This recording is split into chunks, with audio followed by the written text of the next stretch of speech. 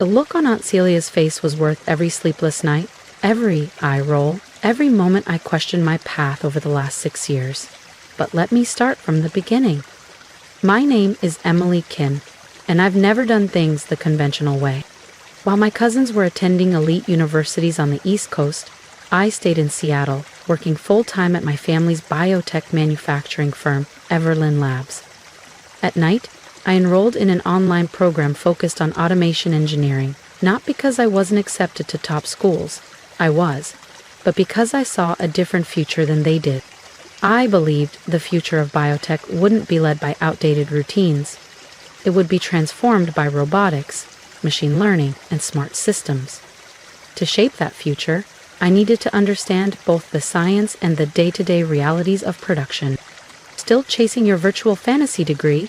Aunt Celia would sneer when she passed my office, now filled with wires, code, and prototypes. She had inherited the company after my mom. Her younger sister passed away from cancer in 2019. The 12% stake left to me was treated as symbolic at best. Biotech thrives on reputation, Emily, she'd tell the board, not garage ideas and online certificates. But while she dismissed me, I was paying attention. Watching other firms wrestle with the same issues we had, bottlenecks, contamination, inconsistency, I studied them, and I knew we could beat them with the right tech. My cousin Evan, Aunt Celia's pride and joy, laughed at me once in the cafeteria. Freshly minted from Wharton and already promoted to COO, he said, "She's never giving control to someone who graduated from Zoom U." I didn't respond, I just worked. And when I patented a system that boosted output by 300% and slashed overhead, the board finally looked to me, not as a backup, but as the future. I wasn't the girl with the online degree anymore. I was the woman who saved their legacy. Her company. That's what they all called it. They forgot that my mother was the one who turned Everlyn Labs from a tiny regional lab into a competitive biotech force. They forgot that her shares, now mine, were earned with vision and risk, not vanity and titles. But I didn't forget, and I hadn't been wasting my time. For 3 years, while the rest of the company dismissed me as the tech-obsessed niece, I worked quietly, methodically, on a project that could change everything. By day, I was just Emily Kim, a mid-level employee buried in quality control. By night, in my one-bedroom Seattle apartment turned makeshift lab, I was building a revolution. I called it AI and NI, Adaptive Neurointelligence System. Not just another automation tool, ANICE was an AI-powered manufacturing brain. It could self-diagnose production errors before they happened, recalibrate drug formulations in real time, and optimize efficiency far beyond current industry standards, all while surpassing FDA compliance thresholds. I filed the patent under my name alone. Aunt Celia never asked me to sign an IP agreement for after-hours work. She thought my side projects were beneath her attention. That arrogance would cost her everything. The same week my patent was approved, Everlyn Labs hit a crisis. Our biggest competitor rolled out a new semi-automated platform, slashing their production costs by 30%. Our stock tumbled. Investors panicked. Aunt Celia called an emergency shareholder meeting. I sat quietly in the back as she stumbled through a weak promise of streamlined protocols. Michael, her golden boy COO, and my cousin fidgeted nervously beside her. They didn't know 3 batches had failed FDA quality checks that very week. I did. I'd flagged the reports myself. "Perhaps," I said aloud, voice steady, cutting through the tension, "we should discuss alternative solutions." Celia's head snapped toward me.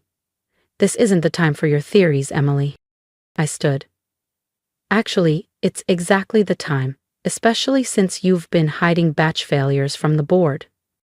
Gasps. A low murmur spread across the room. "Sit down," Michael said stiffly. "This isn't your arena."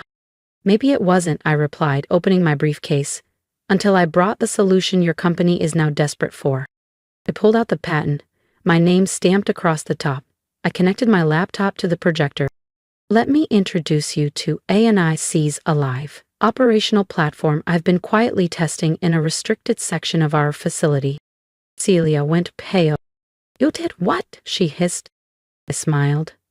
As quality control supervisor, I have contractual authority to implement test systems. You signed off on that clause yourself. The screen lit up. Real-time dashboards, analytics, predictive alerts, everything A&Is had been doing behind the scenes.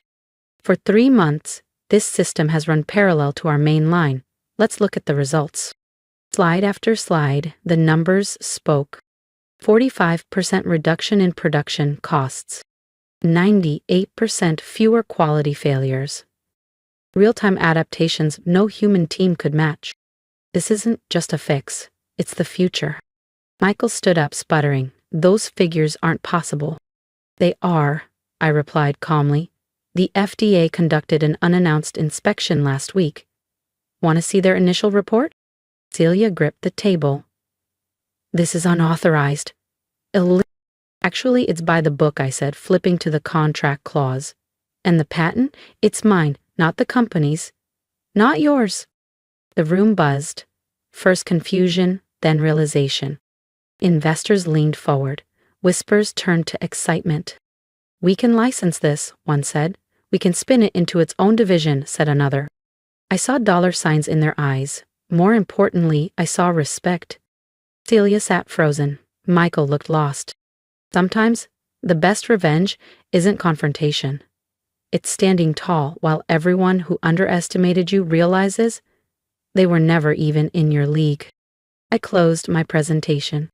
My mother built this company's legacy with vision. I intend to protect it with innovation. And judging by the board's reaction, they were ready to follow me.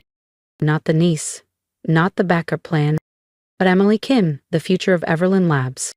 One shareholder called out, "Will other companies really pay for this?" They already have, I replied calmly. This morning I received offers from 3 major biotech corporations. You could have heard a pin drop. They're very interested in the fact that Everlyn Labs doesn't own the patent rights. Aunt Celia shot up so fast her chair clattered to the floor. This is outrageous. You developed this while working for us. The company owns nothing, I interrupted, meeting her glare head-on. I developed the entire system, every algorithm, every prototype, on my own time, in my own apartment, using my own funds.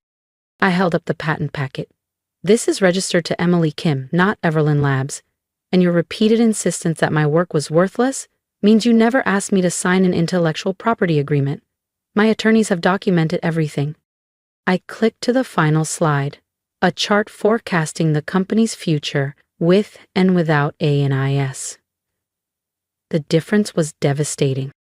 Without it, I said, we lose FDA certification in 6 months. Our competitors are using smarter systems. We're lagging behind with processes that should have been retired 5 years ago. With ANIS, I continued, gesturing to the soaring graph, we don't just catch up, we lead. At that moment, the boardroom doors opened. 3 visitors entered. Celia's face turned from rage to a stunned blank. Allow me to introduce David Chin from Merck, Sarah Williams from Moderna, and Thomas Rodriguez from Genentech, I said with a smile.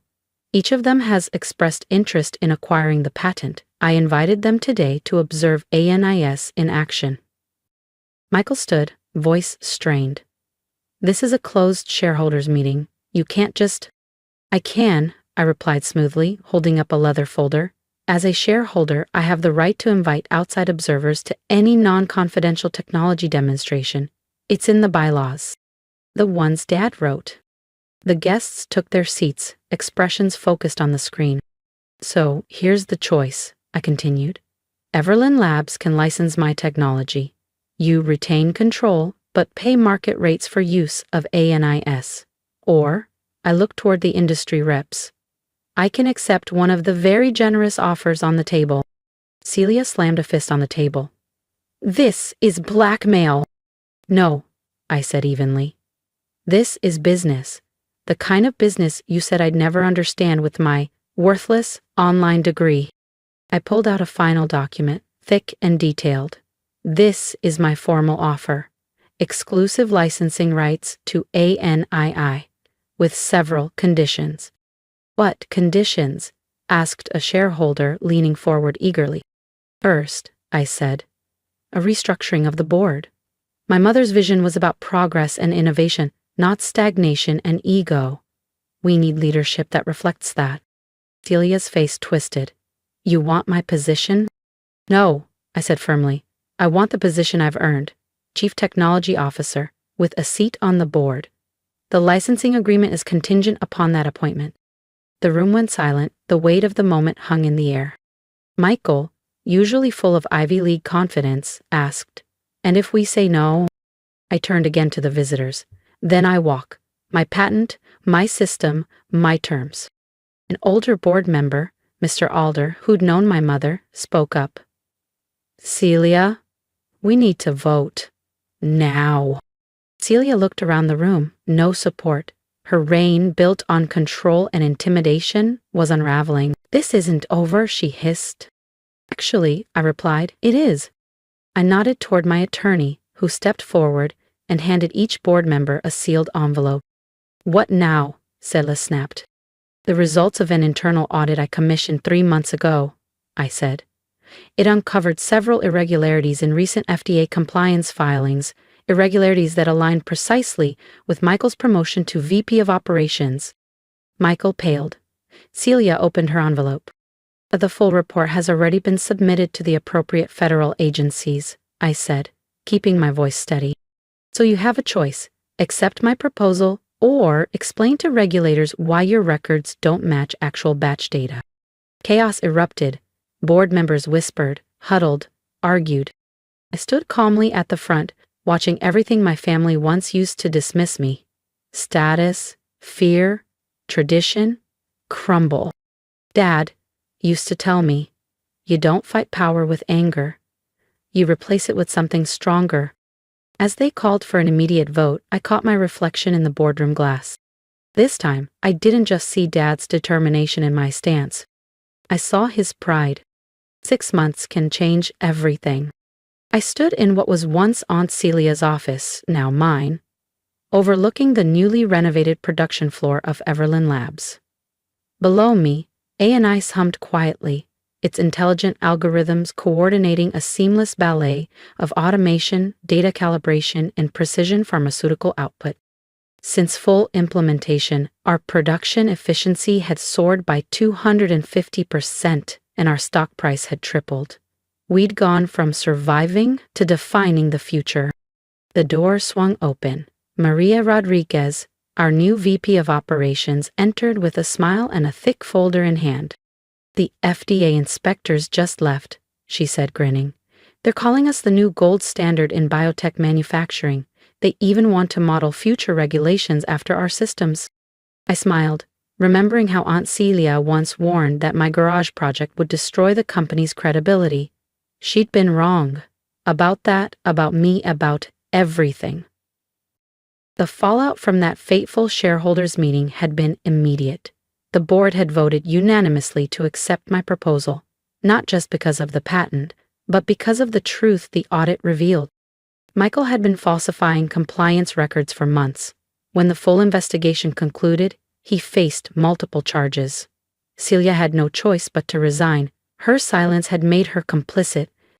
"Have you seen today's Wall Street Journal?" Maria asked, handing me the paper. The headline read, "Everlyn Labs redefines biotech manufacturing. Stock soars amid AI breakthrough." Beneath that, in smaller print, "Former CEO Celia Whitman under SEC scrutiny in separate venture."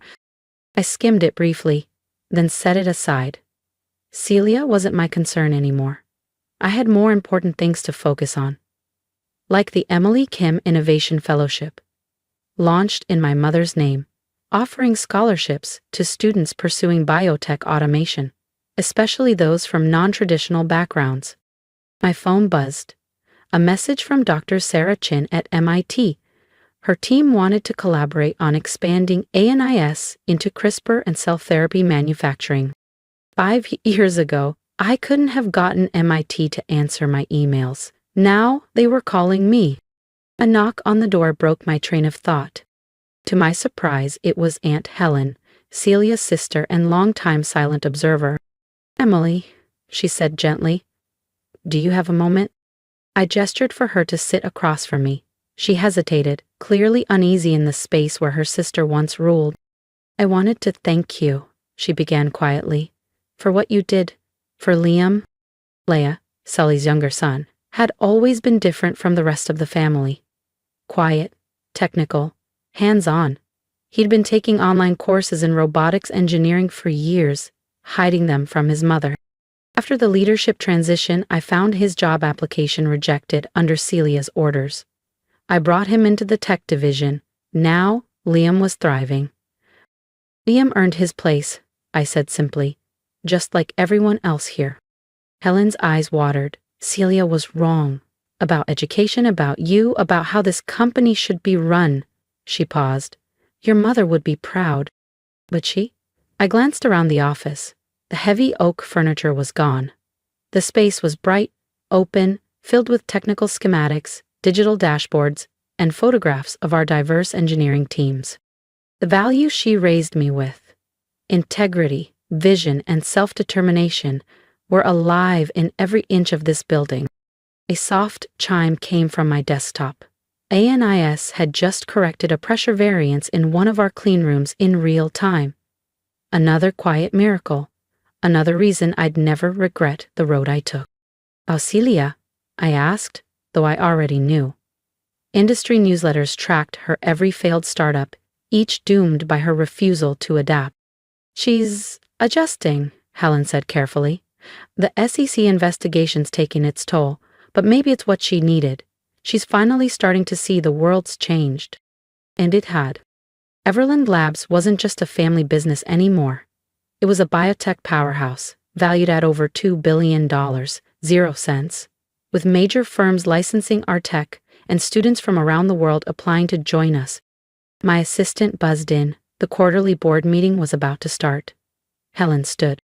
"I heard about your scholarship fund," she said at the door. Celia saw it too. She never said anything, but I think she finally understands what she missed. After she left, I walked down to the production floor. No one looked up.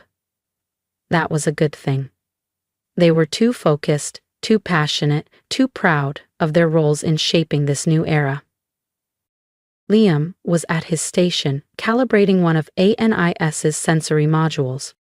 His online degree in robotics engineering was framed on the wall, just like mine upstairs. "How's the calibration?" I asked. He grinned, eyes sparkling. "Almost too perfect. Just the way we built it." The AI suggested a sensor realignment, improving accuracy by another 3%. I watched ANIS adapt in real time, still amazed that what began as messy sketches taped to my apartment wall had grown into this. An industry-redefining system now studied by MIT and benchmarked by the FDA. The future of biotech manufacturing, born from the persistence of a young woman with an online degree, who simply refused to believe her education was worthless. Back upstairs, I opened my desk drawer and pulled out an old nameplate once displayed on Aunt Celia's desk. Celia Whitman, CEO, embossed in thick, gleaming brass. I dropped it in the recycling bin without a second glance. The nameplate on my desk was simpler, sleek, clean. Emily Kim, Chief Technology Officer. Beneath it was a small inscription, the first line of code I ever wrote for ANIS, back when it was only a dream, and a few notes in the margins of my class lectures. The quarterly board meeting would begin soon. Another record-breaking quarter, more innovations to unveil. But first, I drafted a quick message to the head of our scholarship program. Double the number of online degree scholarships next year. And add this to the application. No degree is worthless if you have the vision to use it. Because the real triumph wasn't revenge, it was transformation. Success isn't defined by the school you attended, but by the courage to build something meaningful from what you've learned. And Celia had been right about one thing. Tradition did matter in biotech, but she forgot. Every tradition begins with someone daring to break the mold. As I walked toward the boardroom, I passed our newly updated mission statement. Everlyn Labs, where innovation meets integrity. And beneath it, in smaller print, the words, "My mother lived by." Education is never worthless. Vision is priceless. She'd been right all along.